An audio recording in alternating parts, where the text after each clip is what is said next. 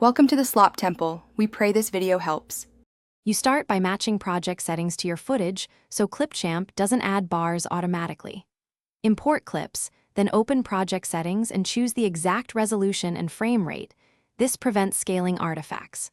Once done, toggle Show Guides and Safe Area to see where edges will crop. Make sure clips are interpreted correctly.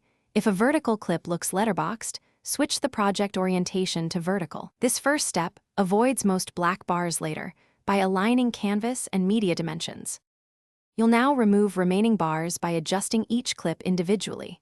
Select a clip and use Transform. Increase scale until black bars disappear, then reposition to keep important content visible.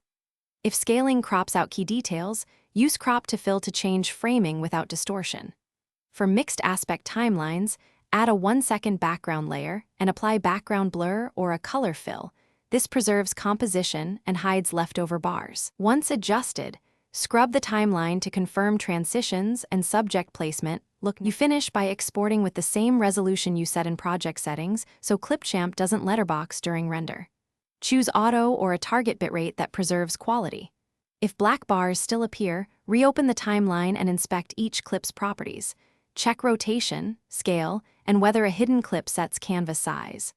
Once done, try duplicating a clip and placing a blurred copy behind it as a fallback. If problems persist, reset the project orientation and reapply transforms. That usually fixes stubborn bars. Thanks for watching. Consider subscribing if we helped you.